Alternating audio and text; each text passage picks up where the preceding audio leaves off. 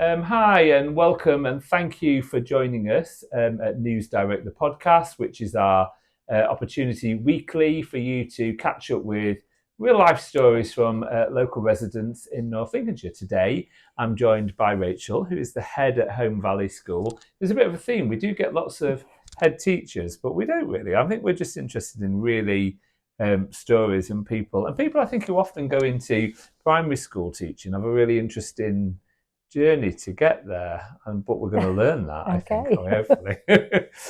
So you're local. You're a local lass. Where did you grow up, and which school did you go to? I was initially born in Ashby. I was born in Scunthorpe, brought up in Ashby initially. Yeah. I went to Sunway Infants and Rochdale Road Juniors, which Sunway is Infants. no longer. No. So that's now Oakfield. Yeah, I was going to say.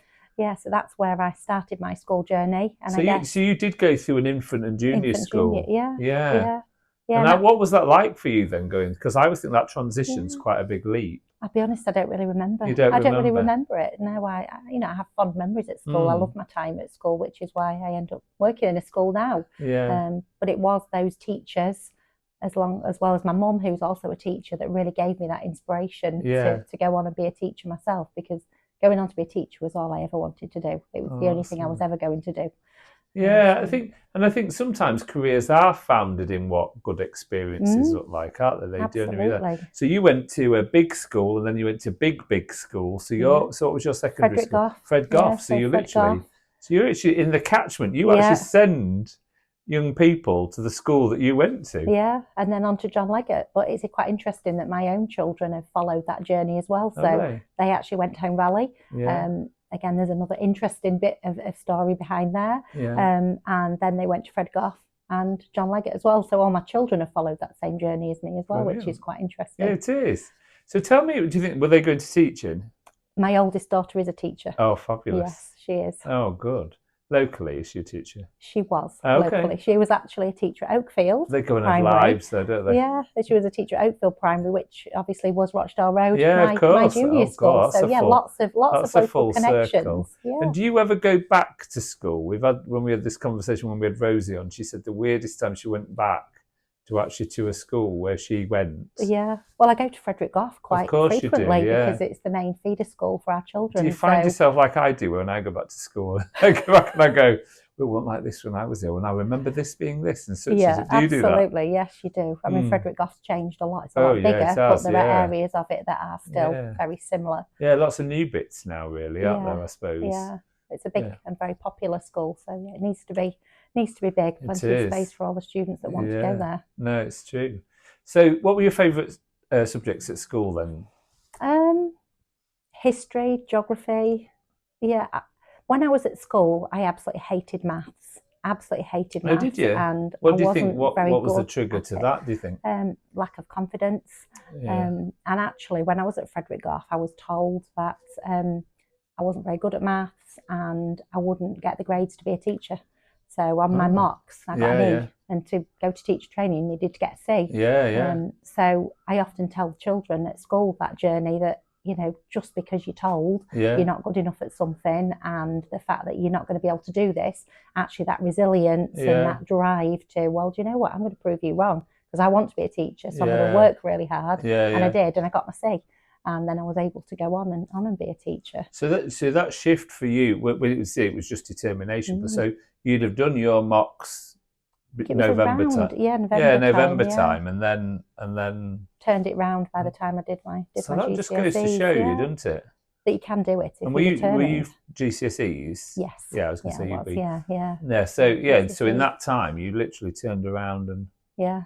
There you go. Yeah, because I remember my parents saying, "Oh, do you want us to get you a tutor? We'll do anything to help you." I'm quite a determined person. I was like, "Absolutely not! I'm going to do this. I'm going to do this myself." And I did. I worked really hard and managed to get there. I think there is something though. So I remember I had to do something similar once at some point with an exam in my life, and there are some excellent books that do take you on a great journey. Those past note books, I think we undersell them sometimes because they are great at making you think differently about the tests that you're going to take. Absolutely. So you then went on, and so after enjoying history and geography. Mhm. Did you go on to take those at A-level then? I did geography at A-level and English and history as well. So yes, academic main subjects, because I knew I wanted to obviously go off and train to be a teacher. So where did your teacher training journey take you to then? So I went to Bishop Grot's, did you? at Lincoln. Fabulous. You're a real Lincolnshire yellow belly, aren't you? Yeah. So I didn't go far. No. And it wasn't that I wanted to necessarily stay locally. No. That had the best reputation for training you to be a teacher. So I did 4 years in total. The first year in Lincoln, second year in Hull, because I actually did a qualification where you got a subject degree as well as a teaching degree. Okay. So in my second year I was in Hull, and I actually did a geography degree in that year. So I've got a teaching with geography qualification. And then 2 years back in Lincoln, finishing off your teacher training.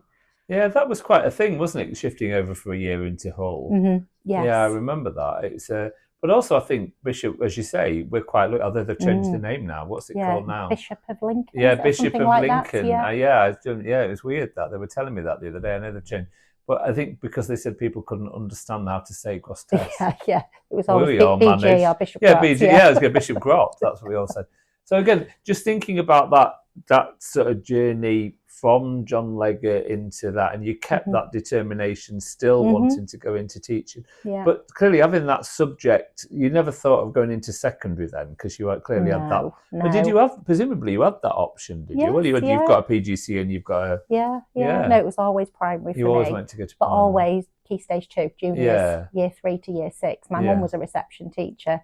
And again, people used to say to me, "Oh, but you find this really easy because your mum can do all your work for you." Like, but again, that determination, and actually, do you know what? I'm going to go into a completely different key stage for my mum, because I don't want anybody to say that you haven't worked hard and earned this yourself. There's a lot in that, though, isn't there? When you think about, lots of people choose things just to be different to either their friends or their parents or their role models, don't they? So that's interesting how you did that.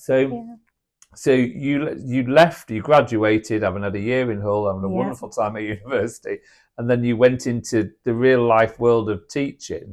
What was that like on first day? Do you remember your first day? Yeah, I do. Yeah, because my first job was at Lees Farm Juniors. Okay. With Ewart, Ewart and Alison Laidlaw was the deputy at the time. I remember just feeling so young. Because actually the age gap between you as a newly qualified teachers and the children you're teaching isn't that big. No. But I still remember my first class so well. And I think your first class are always your favourites. So I still see some of them out and about in the community, and they'll still always say hello to me, which is really nice. So you had 30 children though on day one? Yes. And I suppose you did lots of teaching practice, I guess. Yes, and I think old style, doing 4 years, you actually do a lot more teaching practice than you do now necessarily. So I felt ready, but lots of support in the school, going into the school first to build relationships and get to know people. But it's a huge responsibility being a teacher. It is. Huge responsibility. Well, it's massive. You've got 30 lives, haven't you? 30 young lives that are all expecting you to... And they're pretty brutal as an audience, aren't they? The performance is not quite... I mean, I only ever taught in further education, but they were a bit like, well, we've been waiting a minute. I don't know. They're not afraid to tell you if you get something wrong. No, they're not. And it's good that they're reading ahead sometimes, because they are testing you. I think that's the exciting thing about But that's part teaching. of that, building a relationship with the children, and they feel they can have that conversation with you. Because those relationships are so important that you build with your children in your class. Well, they're critical. And it is, as you say, your relationships are so special. And I guess for you, having taught, we'll say a number of years of cohorts, shall we say. Quite a few. So having all of those, as you say, you've seen them grow up and, maybe into, and you don't have to be that old now to find that you've got next generations of families that are here, don't they? That's happening already. Well, it does, doesn't it? So just thinking about that time in those early years of teaching, what was your favourite bit of going into a school like that? What did what was the thing that gave you the excitement about still being passionate about teaching? Just the relationships you have with the children and the difference that you make to their lives. You do have such a strong responsibility. You're making such a difference for those children. So it's just the relationships with the children, seeing their faces when you teach them something new, or they've struggled with something and they finally get something. but also like the trips and the experiences you can take the children They're the on. nervous bits, though, aren't they? Yeah, and taking a little girl to a trip to Doddington Hall that she'd never been on a trip before. Yeah. She'd moved new to our school and she'd never been on a school bus before because her behaviour wasn't great. But making sure that you can actually provide those opportunities for the children, because those experiences outside of the classroom are just as important as the ones inside. And actually, I think through my experience through school, that's given me the confidence to go on and do different things. Yeah. Those extracurricular visits and trips. Well, I think we all, as you say, that enrichment really is a critical part of that development, isn't it? Because it isn't all about what happens in the book. And there's a couple of questions that I really wanted to ask you about that. So something that I took from teaching was that I never had everybody who had the same ability in the class at any one time. And you're not streaming at primary, so you have got a very mixed range of abilities. And I think people don't understand how important it is that teachers have to manage all of that. So that's a challenge a teacher faces every single day. 30 young human beings, all eager to learn at varying degrees of ability. How would you say you meet some of those expectations of parents and the students as well? Yeah, it's not easy. No. But you're trained to do that. That's part of the training, isn't it? Yeah, to make sure that you know the children, you know where their needs are, and you differentiate and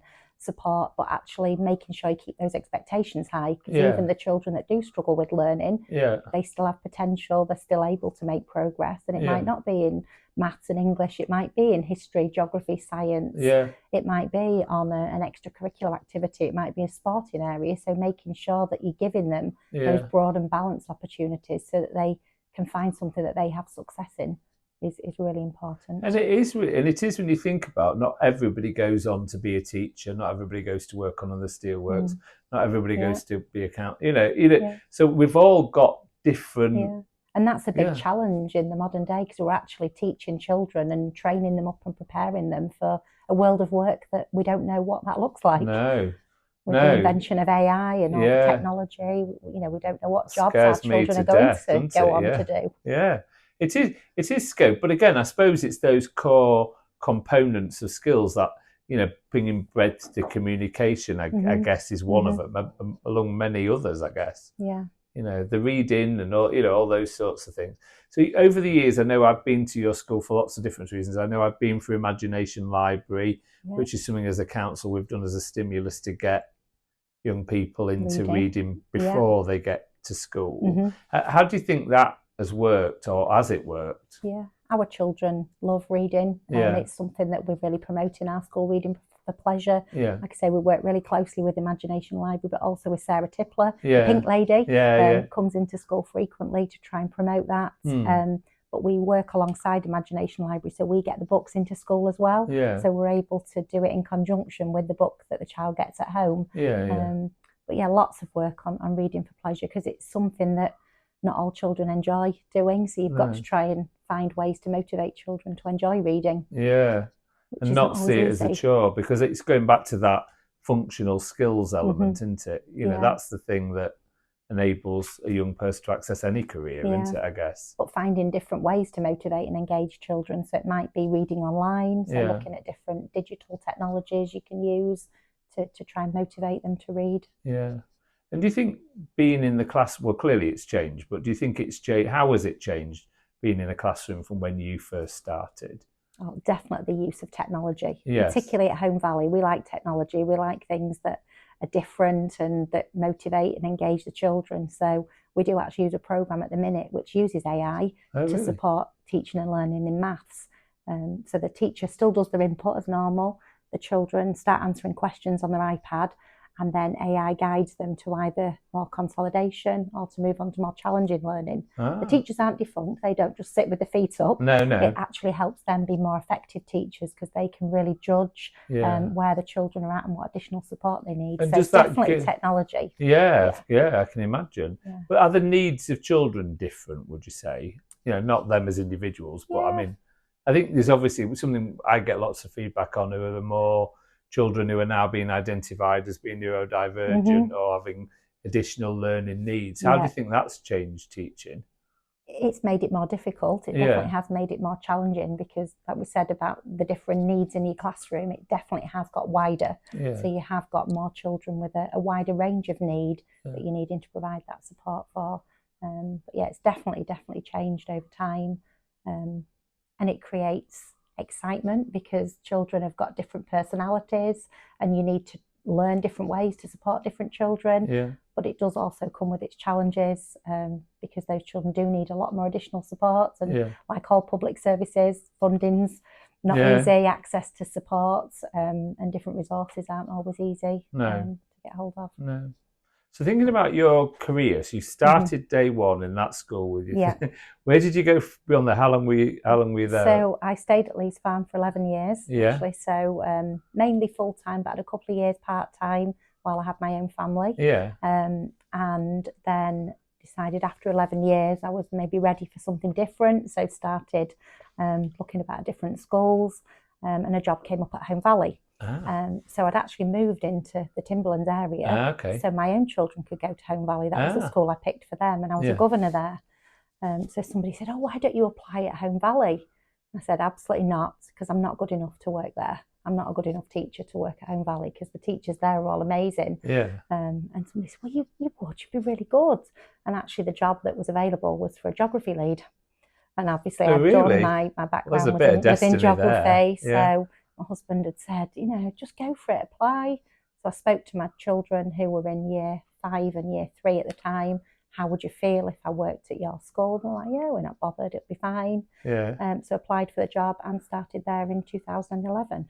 So that's how I ended up at Holme Valley, from governor to teacher quite quickly. So and I think it's often, obviously you tend to know of children when you're at school who have a parent who's a teacher. How did you manage that relationship? Was it easy? Or? Yeah, I think it was fine because my girls just kept themselves to themselves. And I wasn't ever their class teacher, so that was absolutely fine. But by the time I became head, my youngest daughter was in reception because there was a bit of an age gap between my children. So that was probably a little bit more difficult to manage when people didn't already know me, because all the other parents of my older children knew me as Rachel rather than Mrs. Stephenson. So I'd already got quite a nice relationship with them.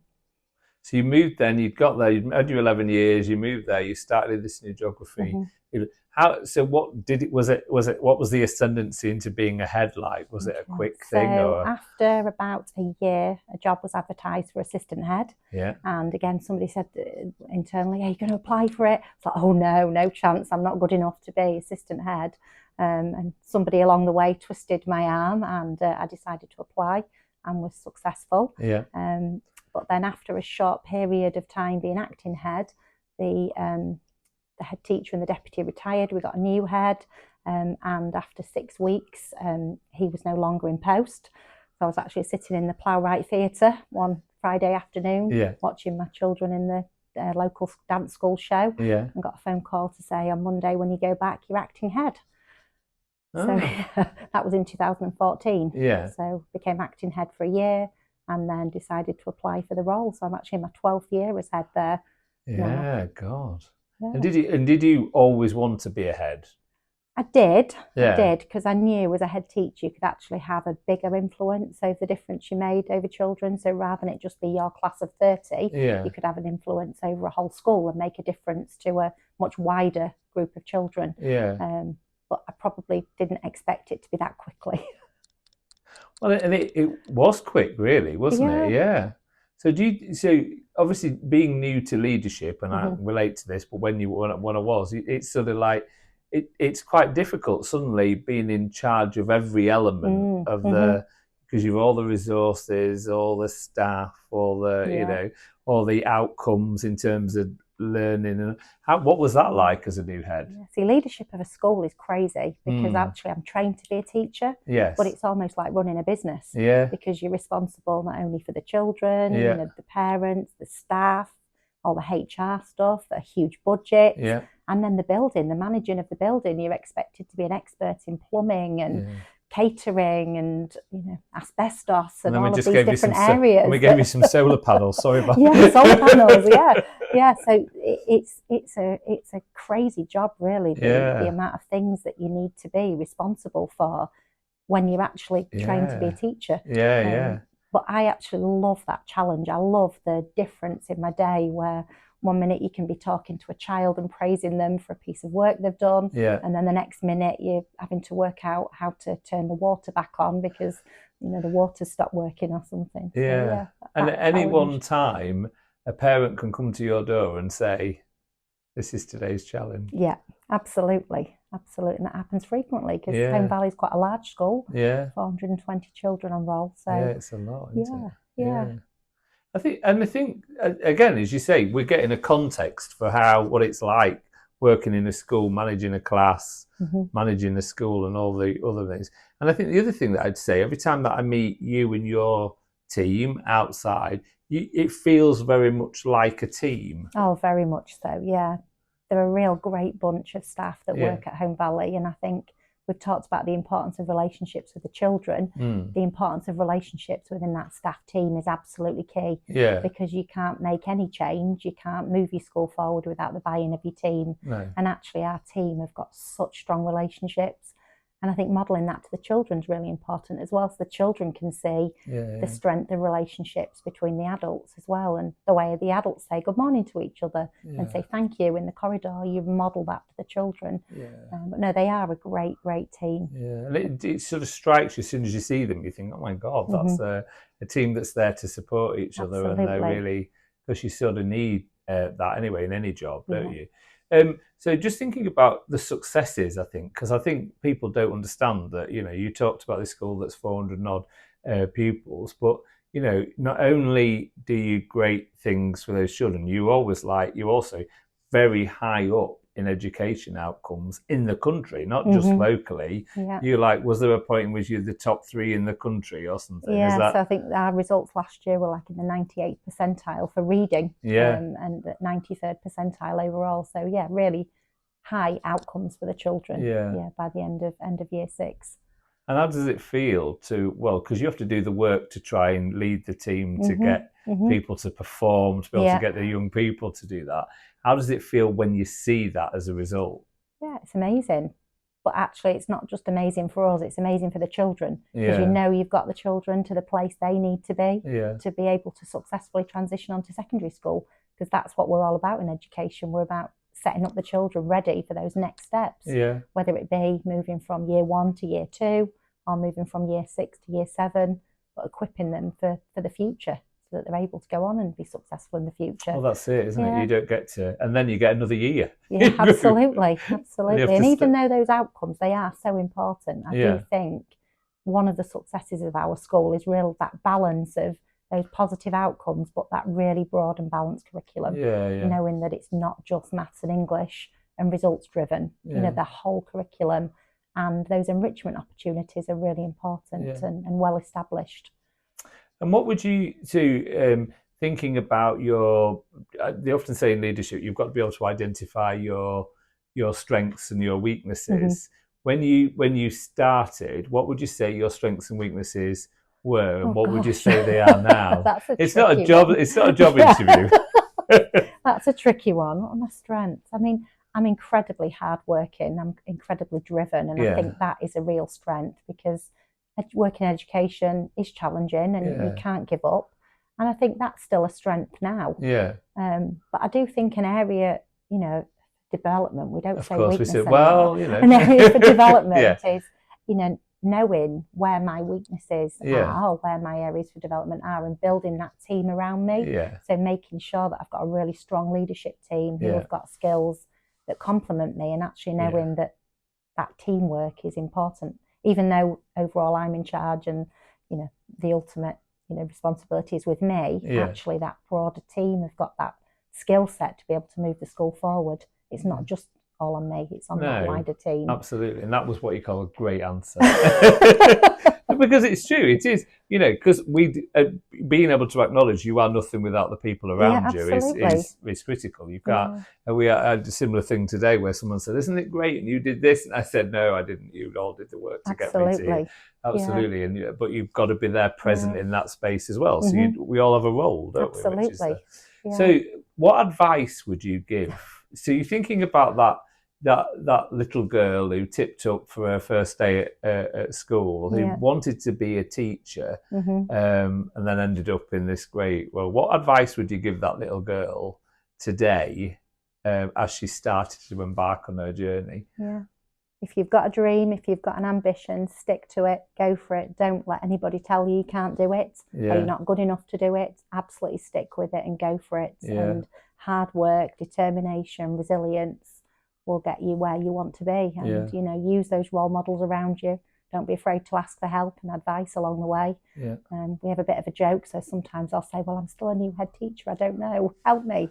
Yeah. And it's okay to ask for help and advice and support, because not everybody knows everything. But if you've got a dream, if you've got an ambition, absolutely go for it. And we all get stronger by our experiences, don't we? Absolutely. I often say to my staff, think about if you want to do something for the children and you think, actually, this would be really good, but I don't know how to do it. Let's make the impossible happen. Yeah. If we think something's right for the children, let's go for it. Let's do it. Let's make it happen. And I think the other thing is thinking about new experiences are just new opportunities, aren't they? They really are. And I think that's, it's critical. So obviously what we try to do is we scab completely from Desert Island Discs. So we try to think of because the Desert Island disc model, which of course is usually get 8 tracks, but I don't ask you for 8 tracks. Okay. Now it might be that not everybody likes music. So, some people like books, some people like plays or anything. We've had all sorts of different things over time. But we give you 3 because you're going on a desert island. We're not really putting you on there. So if you were on a desert island, what 3 bits of comfort in terms of songs or reads or television shows or whatever, what would you take with you if you got a chance? Television is a difficult one because I actually don't watch television. No, I know of time. The only thing I would probably ever watch is the news because I like to know what's going on in the world. Yeah. Oh gosh, I don't really know. What about a record? Is there a record that you'd really, that when you were Bishop Groms? It's a long time ago. It's quite difficult with music because my husband's a DJ, so we have music playing all the time, but a whole range of different music. Yeah. But what's the one that makes you think, oh God, I like that one? I don't know. I really can't think. Probably people would laugh at this, but actually my work laptop would probably be the thing that I would take on a desert island because I wouldn't be able to cope without my laptop and keeping up with knowing what's going on in school. Yeah. I think that would probably be one of mine. So I'd have probably something to be able to... How would I be able to email someone back about a bottle or a care case? Yeah, absolutely. And a kettle so I could have a cup of tea. Well, you can have a kettle. Well, we're not having that as your luxury item. Is there anything else? Do you read? Are you a reader? Are you a big reader? Yeah, I do, but I'm quite sad because they're all educational books that I read. I told you I'm driven and determined and very work focused. So we would definitely have a laptop. We would definitely have some sort of education reference book. What about is there a song that you think would? Is it something? There must be a song or a film that you might have watched that you thought, oh God, that's just sums me up. Not really. I'm quite a boring person in that respect. It would probably be family. I know that's that's lovely. It would be my family. You can't say. You'll have to be a picture. You can't have them, but you can have a picture of my family would probably be that would be good. Things. They're very important to me. And so your luxury item, what luxury item would you take with them? That that has got to be a luxury, something indulgent. Okay. A fast car, fancy car. I'm a car fan. I like cars. I don't know if it would go on a desert island, but it has to be something 4-wheel drivey that I can drive around with really big wheels. That's what it is. I don't know if that's in the rules, but I think I like to bend the rules. Yeah, I like to bend the rules. If that's what I want, that's what you're pushing them to make sure you can. They're adaptive, aren't they?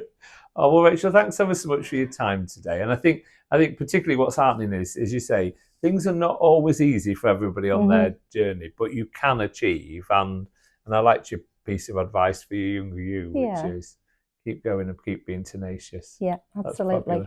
All right, well, thank you for joining me. Really appreciate it. That concludes another episode of News Direct, the podcast. As always, please like and share. We really want more and more people to listen to some of these real life stories of people who grew up here, who care about the place, and are still making a difference every single day for the people and the families who live here. So thanks again for joining us.